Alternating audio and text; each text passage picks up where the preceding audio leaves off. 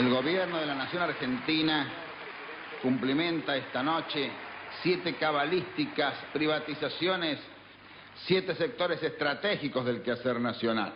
Encaramos las privatizaciones de la televisión, de los teléfonos, de instalar el sistema del peaje, de instalar la concesión vial o la concesión ferroviaria, también de privatizar las radios y de incorporar, por supuesto, la privatización de la empresa estatal de la aeronavegación.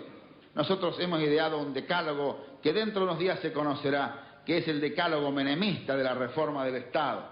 El mandamiento 1 son palabras de Menem, él no lo conoce aún. El mandamiento 1 está extraído de sus muchos discursos, dice así: nada de lo que deba ser estatal permanecerá en manos del Estado.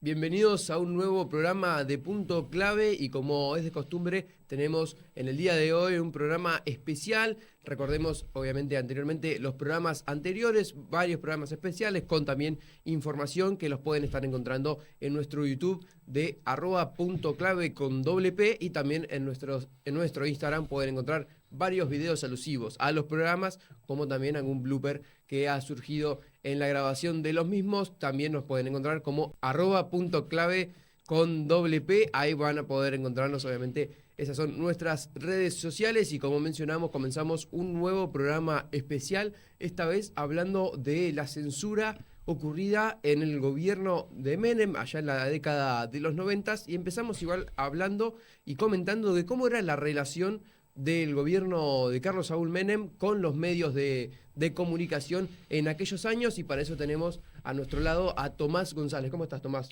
Todo bien, Sebas, ¿vos? Todo bien. Bueno, como mencionábamos, la relación del gobierno de Menem en los medios, con los medios de comunicación, ¿cómo era esa relación? Bueno, primero saludar a todos los que se encuentran del otro lado, escuchando y viéndonos en este nuevo programa especial de Punto Clave. Pero bueno, sin más preámbulos, nos metemos en lo que es Menem y su relación con los medios de comunicación.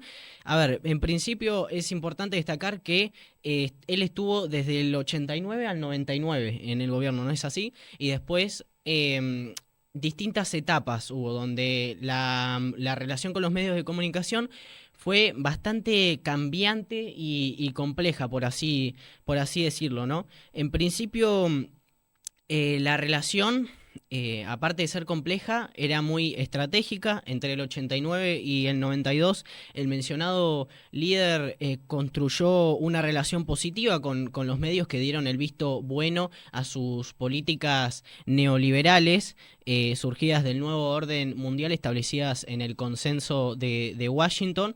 Y bueno, los medios tenían que hablar positivamente de estas políticas neoliberales, ya sea a través de la publicación o televisación de noticias y en lo que de dichas políticas, hablando bien de dichas políticas. Y bueno, también entre las que cabe señalar lo que sería las privatizaciones de empresas públicas, la flexibilización laboral, desregulación económica y la apertura comercial y financiera, precisamente. Hasta acá me dirás, bueno, no veo nada malo, ¿no?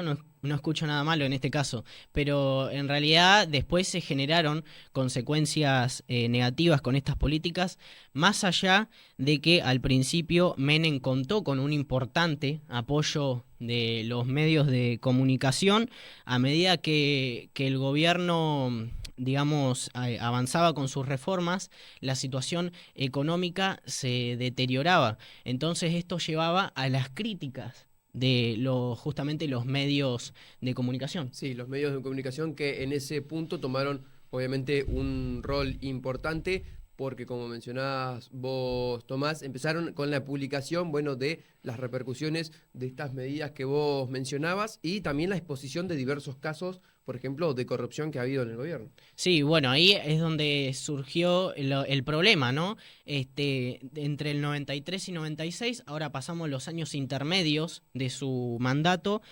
Bueno, después de lo que contábamos, los medios de comunicación, especialmente los de investigación, comenzaron a denunciar casos de corrupción y escándalos que involucraban a funcionarios importantes del gobierno. Bueno, sumado a esto, el gobierno respondió ante estas denuncias con una gran hostilidad ante las críticas justamente de los medios, y se registraron numerosos conflictos con periodistas que iban desde despidos hasta agresiones físicas, Sí, inclusive. eso ocurrió también en las manifestaciones, obviamente en todo el país. Periodistas, por ejemplo, de Perfil o de Todo Noticias eran por ahí las noticias que por ahí tomaron más fuerza con respecto a esas agresiones, ¿no? Sí, sin dudas, un ejemplo también, Sebastián, es el de Hernán López Echangue, que era un periodista de Página 12, que bueno, él publicó artículos, diversos artículos periodísticos sobre las mafias políticas en la Argentina. Él fue agredido en 2 ocasiones distintas. En una de ellas fue interceptado por un grupo de personas que precisamente lo amenazaron y lo agredieron en un principio. Precisamente entre las amenazas le dijeron: dejate de escribir esas pelotudeces, gato. Le dijeron así, Textualmente. sí, textualmente a este periodista de Página 12, y posteriormente a esa amenaza, con una navaja le terminaron cortando parte de la cara, ¿no? Y bueno, después llegaría otra agresión más en lo que es, si no me equivoco, el bingo de Avellaneda, precisamente. Y bueno, a raíz de esto se implementaron ciertos mecanismos a la hora de intentar controlar la información, precisamente por medio de la difusión de información falsa, o por medio de la manipulación justamente de la información. También se llegaba a lo que decíamos antes, a despidos, a la descalificación de periodistas que criticaban el gobierno de Carlos Saúl Menem y el uso de la pauta oficial como herramienta de presión por parte del gobierno. La pauta oficial, que es comunicar, bueno, es una comunicación que realiza el gobierno, o sea, el Estado, conforme respecto a los medios de comunicación que lo apoyen, precisamente. Así es como se originaba la presión por parte del gobierno hacia la comunidad periodística, ¿no? Y después, al final de su mandato, entre el 97 y 99, ya la relación había escalado bastante, cada vez más polarizada, más tensa, sí, más tensa, y bueno, los periodistas ya denunciaban directamente de forma constante la censura en ese momento, la manipulación de información y las presiones que ejercía el gobierno, ¿no? Así es, como mencionaba vos, Tomás, esa relación que fue empeorando con el paso de los años, obviamente, en el gobierno de Carlos Saúl Menem. Muchísimas gracias por la información. ¿Te quedó algún detalle por agregar? No, bueno, en definitiva una relación que con el pasar de los años fue bastante cambiante y compleja, que al mismo tiempo se puede tomar como ejemplo de los conflictos que se puede generar entre el poder político y la libertad de prensa. Genial, muchísimas gracias, Tomás. Nosotros vamos a seguir con más información, específicamente de qué casos de corrupción obviamente notificó el medio de comunicación Página 12, que también fue atacado, como mencionaba Tomás, pero todo esto después del primer corte del programa. Volvemos de la pausa, volvemos del corte y continuamos con más información acerca de la censura que apareció en el gobierno de Carlos Saúl Menem, como mencionaba recientemente Tomás, desde el 89 hasta el 99, y continuamos con uno de los casos que también mencionó nuestro compañero, y hablamos de la relación tensa entre el gobierno y Página 12, un diario creado por Jorge Lanata, y en esa década de los 90 el periódico marcó fuertes críticas contra el gobierno de turno y el presidente, obviamente, de la nación, además de poner en evidencia casos de corrupción con personas cercanas al riojano, tanto familiares, pero que también ocupaban cargos de gobierno en aquellos años. Obviamente, estas confrontaciones empezaban con varias publicaciones del diario Página 12, como mencionábamos, con casos de corrupción, entre los que aparece, por ejemplo, el Swiftgate, un caso donde Página 12 da a conocer, en la nota de Horacio Berbisky, la carta del embajador estadounidense hacia el gobierno argentino, donde se informa una exigencia de coimas de parte de Emir Yoma, quien era el cuñado y principal asesor de Carlos Saúl Menem, hacia la empresa Swift Armor S.A., que operaba en el país para, obviamente, agilizar trámites aduaneros y fiscales relacionados con la importación de maquinarias. Este era el primer caso que mostraba Página 12 en diciembre de 1990, y a raíz de este caso de corrupción, o en realidad de coimas, como menciona Página 12, renunciaron varios funcionarios claves, por ejemplo, Antonio Hermán González, quien era el ministro de Economía en aquellos momentos, que también estaba involucrado en este caso y que posibilitó, obviamente, la llegada de Domingo Cavallo al Ministerio de Economía. Como mencionábamos, todo esto pasó entre diciembre de 1990 y enero de 1991, y fue un claro punto de inflexión entre la relación del gobierno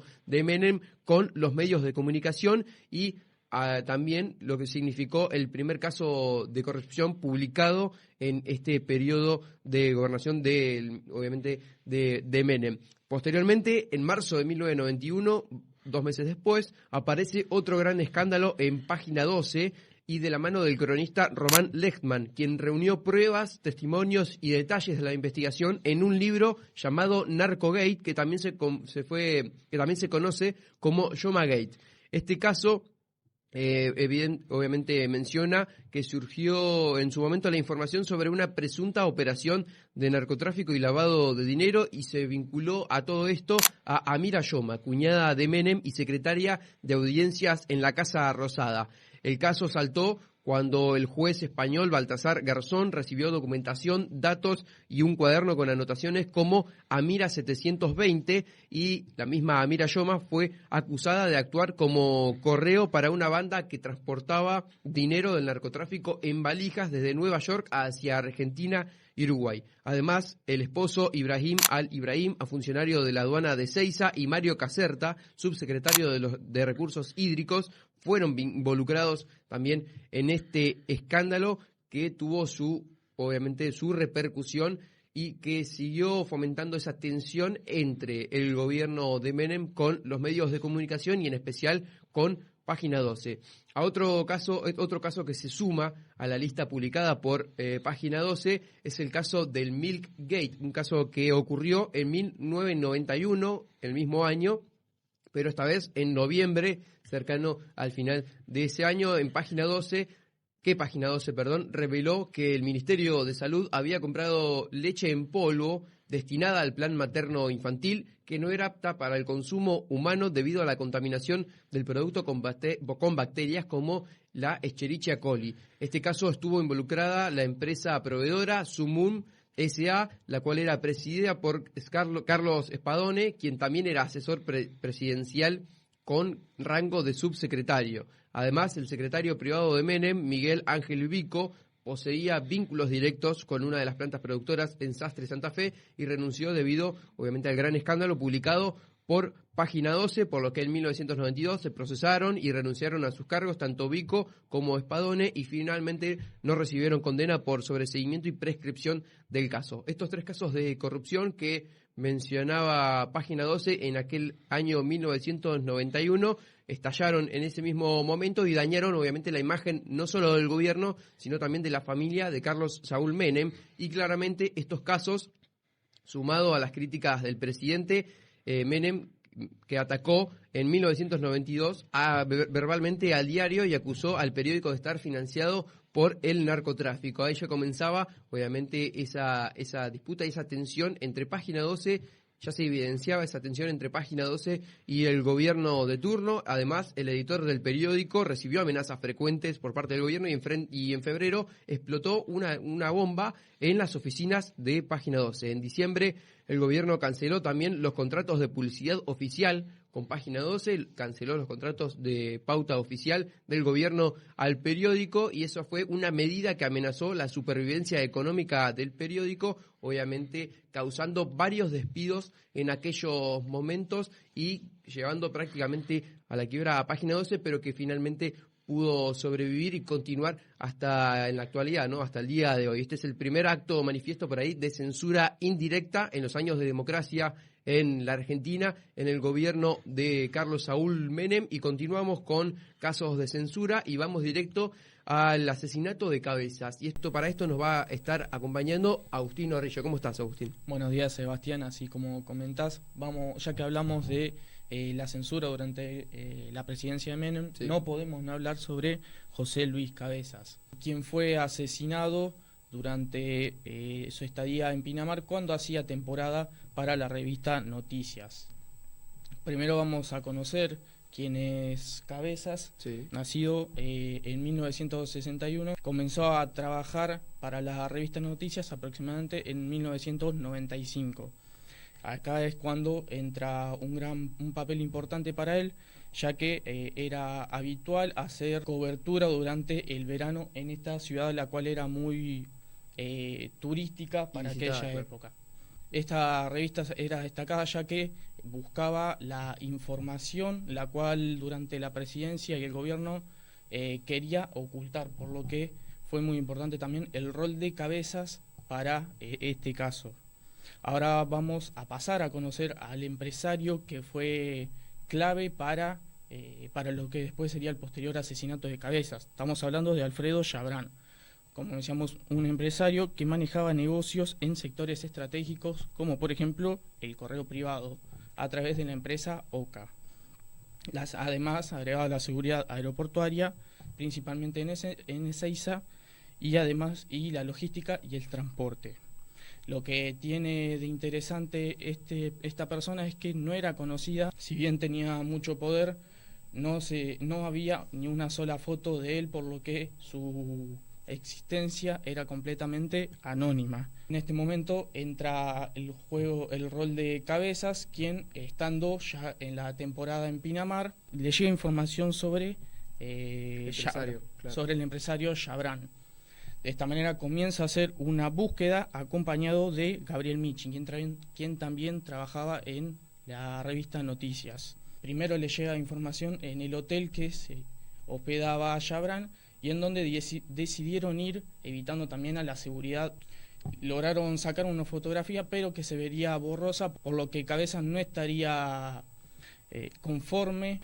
Sin embargo, a los pocos días le llegaría otra llamada en la cual le dirían que Chabrán era habitual que esté en las playas de Pinamar, por lo que Michi y Cabezas decidieron ir a investigar también.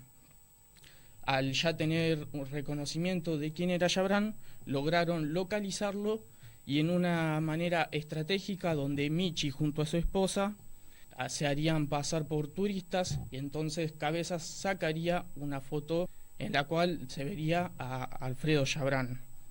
De esta manera sería publicada en la revista Noticias y comenzaría la persecución hacia José Luis Cabezas. Sí, y posteriormente cómo se desencadenó obviamente todo este caso en el asesinato de Cabezas. Bueno, esto sucedería a los pocos días, donde Cabezas se encontraría en una fiesta organizada por el empresario Oscar Andreani, y en cuanto estaba volviendo al hotel donde se hospedaba, aproximadamente a las 5 de la madrugada, sería secuestrado y llevado a un descampado, donde lo arrodillaron y sería torturado. Finalmente le dieron 2 disparos mortales a la cabeza y quemaron su cuerpo dentro del vehículo en el que se manejaba. Al día siguiente fue encontrado su cuerpo calcinado, y ahí es cuando comenzaron las investigaciones para saber quiénes fueron. Sí, los autores de este delito, que también marcó esa relación, ¿no? Y por ahí un caso de censura completamente directa. Este crimen fue realizado por una banda criminal de La Plata llamada Los Horneros. pero sin embargo, con la investigación se reveló que el autor clave del homicidio fue Gregorio Ríos, jefe de seguridad de Chabrán. Sin embargo, no queda solo acá, ya que una denuncia del aquel ministro Domingo Cavallo fue importante para la investigación contra Ríos y esta banda criminal, Los Horneros. Poco a poco fueron deteniendo a cada uno, pero antes de ser detenido, Alfredo Chabrán se suicidó en 1998. A raíz del asesinato de Cabezas, se generó una reacción inmediata de parte de las personas, en donde hubieron muchas protestas y marchas con una frase clave, la cual es: no se olviden de Cabezas. Eso era uno de los casos que también marcó el gobierno de Menem en aquellos años. Muchísimas gracias, Agustín, por la información, y ahora continuamos con otro caso importante en esa época y hablamos del caso Tato Bores. Para eso estamos acompañados de Julián Moris, que nos va a hablar y contar acerca de este caso. ¿Cómo está, Julián? Bueno, muy buenos días. Gracias, Eva.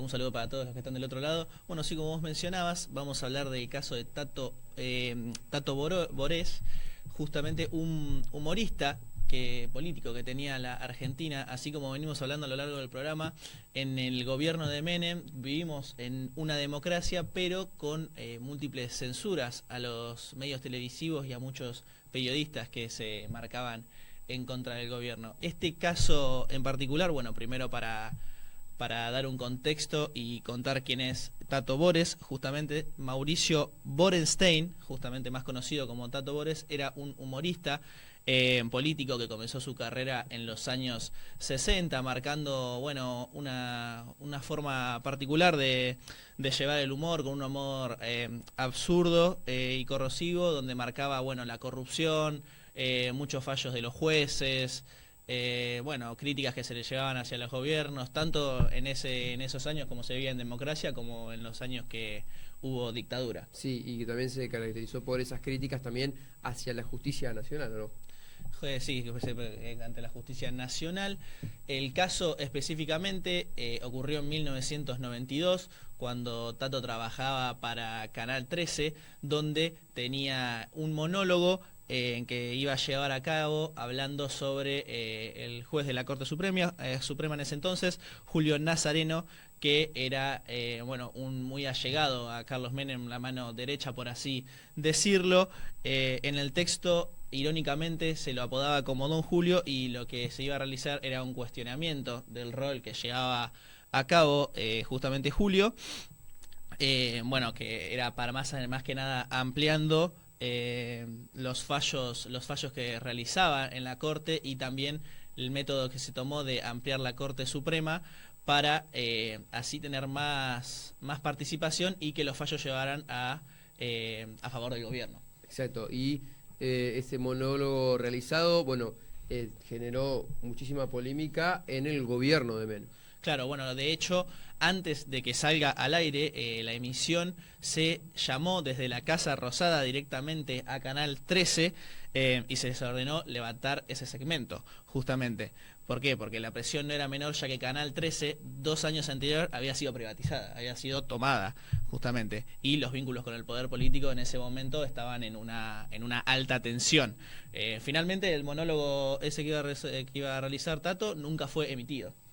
Fue realizado, pero no fue emitido por el medio de comunicación que, como mencionabas vos, tenía esa relación directa con el gobierno de ese momento. Bueno, claramente este caso generó revuelo, aparte de a nivel país, en todos los medios digitales, donde, bueno, muchos salieron a hablar y se expresaron en contra de esa censura, y otros se acallaron por miedo o temor, lógicamente, de que sean también censurados o desplazados o mismo despedidos de los distintos canales. Exactamente, un caso que también marcó esa relación tensa entre los medios de comunicación y el gobierno, que fue obviamente cambiando para mal, como mencionaba Tommy al principio.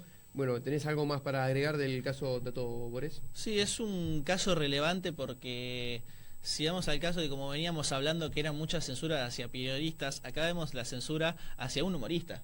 Sí. Justamente un humorista político que ya en ese momento o sea, ya marca que no se podía expresar ni por el lado del humor. Ya sea tanto a favor o en contra del gobierno que estaba de turno en ese entonces. Que por ahí marcaba también la idea que en los medios de comunicación de que esa expresión en contra del gobierno se iba a tener que dejar de lado, como mencionaba, ¿no?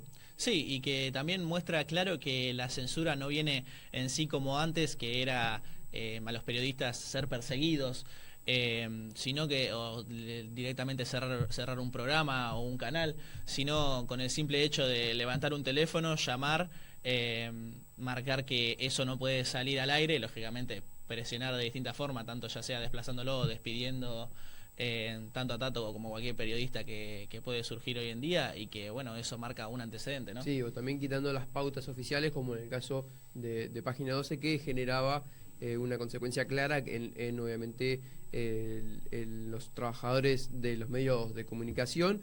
Bueno, muchísimas gracias, Julián, por toda la información acerca de este caso de censura hacia el humorista político Tato Bores. Nosotros vamos a continuar con más información de la censura en esos años de la década del 90, pero vamos a continuar después de esta pausa. Volvemos de la pausa y continuamos con más información, y esta vez de la toma del canal ATC, lo que hoy en día sería la TV pública como es conocida, y también obviamente tenemos a Julián para que nos comente acerca de otro caso por ahí de privatización, se podría decir, del canal ATC. Sí, exactamente, continuamos acá. Sí, se dio una privatización, como vos mencionabas, del canal ATC, que era la Argentina Televisor a Color, lo que hoy conocemos como la TV pública, donde, bueno, es un caso particular porque vemos una privatización que no viene desde el cierre o la clausura, sino que se viene del hecho de la toma y el discurso que iba a tomar ese medio, justamente. ATC se va a convertir en una sociedad anónima con un paquete accionario mayoritario en poder del gobierno.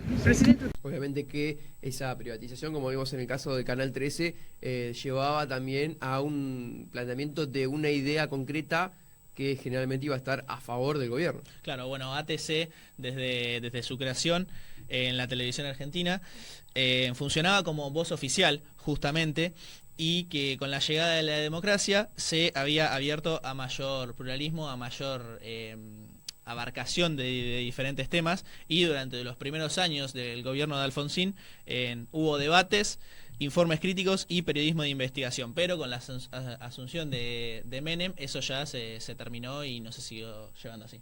Claro, esta toma del canal ATC, ¿en qué momento ocurrió obviamente el gobierno de Menem? Bueno, ocurrió ni bien asumió en ese momento, claro, en los 90, y las tomas que se tuvo en sí, o sea, cómo se ejerció el control, fueron de diferentes maneras. Hubo intervenciones políticas, lógicamente, en la gerencia y en las direcciones que manejaban el canal, tanto en los periodistas como en los superiores. Hubo despidos, desplazamientos de periodistas que no respondían al gobierno. Se suspendieron programas críticos o que abordaban casos de corrupción, justamente en ese gobierno de turno, tanto en represiones policiales o conflictos sociales. Y bueno, había una programación alineada al relato oficial o a la pauta oficial que le daba justamente el gobierno de Menem. Y obviamente cómo fue desarrollándose este caso, además de cómo se desarrolló esa privatización, ¿no?, del canal ATC. Sí, para mencionar, tenemos algunos casos específicos, como la de la periodista Miriam Lewin, que tenía una alta trayectoria en la cobertura de derechos humanos y política, y fue desplazada de su espacio por abordar temas conflictivos para el gobierno. También otro periodista como Carlos Ulanovsky, que fue denunciaron censura y manipulación en los noticieros de ATC. Además, se evitó en el programa en específico encubrir protestas sociales, huelga o denuncias por corrupción contra los funcionarios menemistas en ese entonces. Incluso en 1995, un caso particular donde la cobertura de los atentados a la AMIA y a la Embajada de Israel fue parcial, o sea, fue dado todo a cómo veía el punto de vista del gobierno de ese entonces, y se quitaron de lados otras investigaciones periodísticas que se realizaban propias por otros periodistas de otros lugares. Exactamente, y este caso que obviamente terminó con la finalización del gobierno de Menem, ¿no? Sí, que lo llevó a cabo. También se marca, bueno, podemos englobar o marcar cómo fue justamente los controles de Menem durante su gobierno en los medios, que no fue tanto, como mencionamos, de cerrar canales, sino fue como un control blando, por así decirlo, de distintos lados. bueno, como contábamos, controles de los directores y de los productores de los programas, tanto presión económica vía presupuestaria o vía la pauta oficial que se le daba, amenazas de despidos o desplazamientos de distintos periodistas y, bueno, y espionaje, por así decirlo, de alguna manera, o el seguimiento de periodistas que se marcaban en contra del gobierno. Exactamente. Bueno, muchísimas gracias, Julián, por la información. ¿Te quedó algo más para agregar o marcar de este caso? Bueno, podemos marcar o recordarlo, por así decirlo, que la censura que se vivió en ese entonces y que, bueno, puede ocurrir al día de hoy o que puede surgir en los próximos años, es que no sea una censura directa en los medios y en los cierres, sino tanto con una llamada o la muestra de disconformidad y llevando a cabo, bueno, el desplazamiento de distintos periodistas o que ciertos temas no se hablen o se lleven de diferente manera, a la vista que tengan el gobierno, claro, hoy en día. O que ciertos temas, claro, como mencionabas vos, no sean tocados o preguntados en,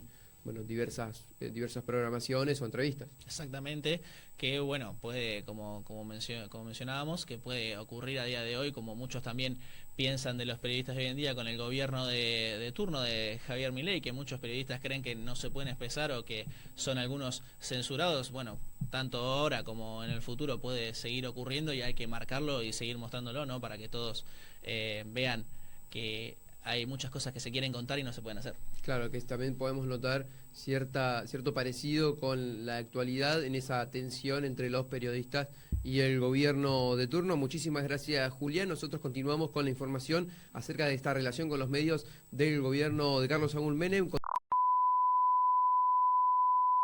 Volvemos de la pausa y continuamos con más información, y esta vez de la censura que ocurrió en Radio Nacional, y volvemos a estar con Agustín Orrillo para que nos cuente de este tema.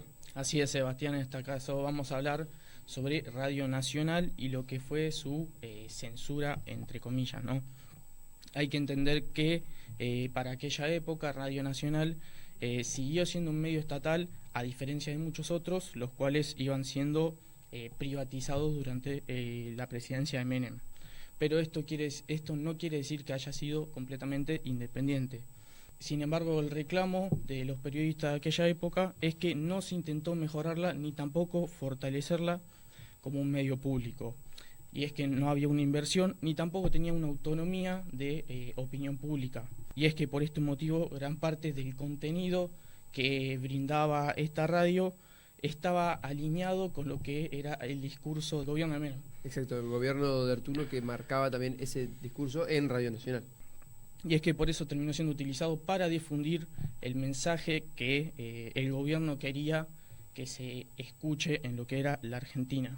Y es que por eso no se le llama como una censura directa, pero sí es que había un control por parte del gobierno con la radio.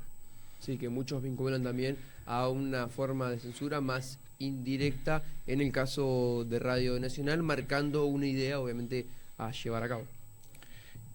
Justamente se da el caso de que Menem mencionaba que había libertad de prensa, pero sin embargo se ejercían distintas formas de control. En el caso puntual de Radio Nacional, además como en los otros medios públicos, se notaba que esta falta de libertad de la cual mencionaba Menem no se permitía ya para la crítica hacia el poder de Menem. Y es que los directores de la radio eran puestos por el Ejecutivo y los contenidos de la radio tenían que responder a la línea y a la opinión de Menem. Además, no había tampoco un apoyo para generar este contenido propio o crítico hacia Menem, ¿no? Exactamente, ese es uno de los casos marcados también en el gobierno de la década del 90. Tenemos más información acerca, obviamente, de este caso de censura indirecta, como se podría llamar. Bueno, y es que cuando un periodista de aquella radio hablaba mal sobre la presidencia, era despedido si es que se mostraban críticos.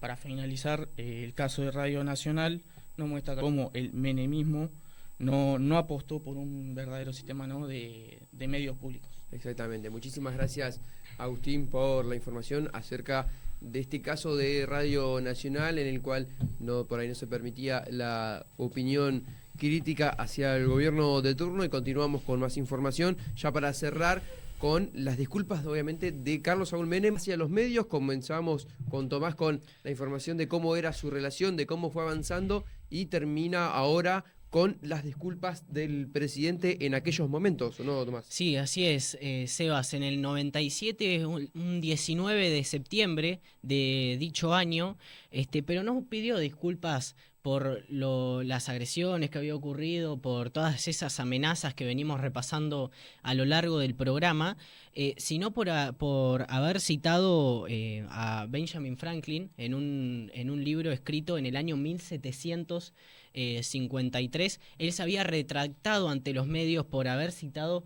a este escritor que, bueno, básicamente decía en una parte de su libro que, de hecho, en 1753 hay que hacer hincapié que no existía, o sea, faltaban 4 décadas para que se declare la independencia en Estados Unidos, porque es de Estados Unidos esta persona, y lo había citado diciendo que, por ejemplo, si un hombre o si una persona te agrede, te insulta, te amenaza, lo que sea, el ofendido, la víctima, tiene que responder con un puñetazo.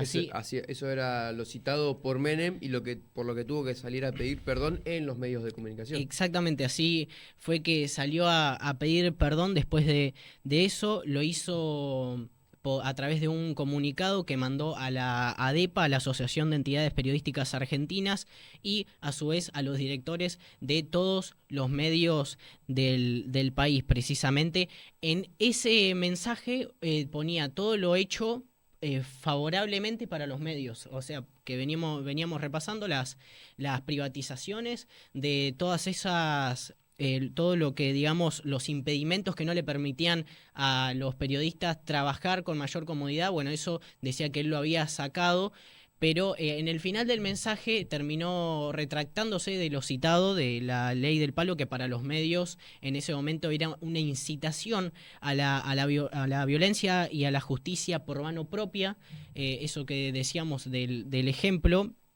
Y bueno, él básicamente también dijo que esto lo había dicho solo para una anécdota, o sea, tenía como único objetivo dar una anécdota, y que, bueno, obviamente los medios, la comunidad periodística no se lo tomó del todo bien, ¿no? Como decíamos. Sí, y que ya en el final por ahí en esos años finales de su gobierno, la gente no se lo tomó para bien, ese intento de anécdota por ahí graciosa del presidente de la Nación. Y bueno, y después en el final del mensaje, y acá lo cito a Menem, decía: pido disculpas y reitero mi voluntad inquebrantable de seguir luchando para que esas libertades permanezcan intactas, obviamente, a la libertad de prensa y la libertad de expresión, fundamentales para, bueno, dentro de lo que es el ámbito periodístico, el ámbito de la comunicación. Que finalmente el presidente tuvo que salir a pedir disculpas en los medios de comunicación, en muchos casos medios que han sido también perjudicados en su momento en esos años de gobierno. Sí, y bueno, esto ocurrió en el 97, después respondió la ADEPA, esta organización sin fines de lucro, que integra empresas periodísticas de todo el país, que van desde diarios en ese momento a revistas, y bueno, programas radiales, ¿no? También. Sí. Y el objetivo que tiene la ADEPA es defender la libertad de prensa y promover estándares éticos y profesionales en el periodismo argentino. Bueno, lo cierto es que salió a hablar el presidente de esta organización, quien era precisamente José Claudio Escribano, que relacionó la libertad del palo citada por Menem con el crimen del fotógrafo José Luis Cabezas, que veníamos hablando justamente en el anterior bloque, y dijo lo siguiente: aceptamos que se haya hablado de la libertad del palo pero no para legitimarla con el silencio, sino para denunciar que en eso ha consistido, ¿no? Precisamente la respuesta violenta, cruel, que cegó la vida del reportero gráfico José Luis Cabezas, precisamente, que bueno, falleció después de haber sido secuestrado, torturado inclusive, y después asesinado de 2 balazos en la cabeza aquel 25 de enero del año 97, año justamente donde pidió disculpas Menem. Y por otra parte, también salió a hablar Guillermo Ignacio, titular de la Comisión de Libertad de Prensa e Información. Básicamente dijo que hasta que no se esclarezca definitivamente, de manera definitiva, el crimen de José Luis Cabezas, Sí. Ellos, o sea, los medios y los periodistas, estamos hablando, ¿no? Ellos seguirán sosteniendo, así como lo vienen haciendo desde el 25 de enero, que fue donde se dio este asesinato, el crimen de José Luis Cabezas, y no se brinde una respuesta clara sobre las amenazas y agresiones que venían ocurriendo en ese mismo año, bueno, en ese último tiempo, seguirán justamente sosteniendo que la libertad de prensa vigente desde el año 1983, en la Argentina, se halla seriamente comprometida en nuestro país. Eso sostenía tanto el titular de la Comisión de la Libertad de Prensa e Información como José Claudio Escribano, que es era el presidente, bueno, de la ADEPA, ¿no? Claro, que mencionaban esa clara vulnerabilidad que sufrían, que también ese claro ataque que sufrían los medios de comunicación, que era lo que sostenían estas dos personas en el momento de las disculpas también de Menem, tratando de que el caso de Cabezas sea solucionado, que se brinde una conclusión certera, una información certera de lo sucedido, de que, como mencionabas también, se esclarezca los casos de impedimentos y de otras cuestiones que complicaban también la supervivencia de los medios con respecto a lo económico. Y como mencionaba vos, Tomás, es un caso que marcó muchísimo también al gobierno, y que sumados también a las cotidianas por ahí amenazas y agresiones sí, verbales, como por ejemplo el que recibió Horacio Berbitsky, periodista de Página 12, que fue llamado también como un periodista criminal, en palabras textuales del presidente de la Nación, que era en su momento Carlos Saúl Menem. Obviamente esto los medios no se iban a quedar callados en ese momento y le exigían, obviamente, cada día las respuestas claras al gobierno nacional de turno. ¿Tenés algo más para agregar acerca de estas disculpas también de Menem en los medios? No, una perspectiva es que fue básicamente medio ingenuo que precisamente Menem haya citado a alguien que no estaba viviendo justamente ni siquiera en una democracia, y tampoco que se había declarado la independencia en su país. Sí, eso obviamente trajo graves consecuencias para también su imagen y la idea del gobierno en su momento.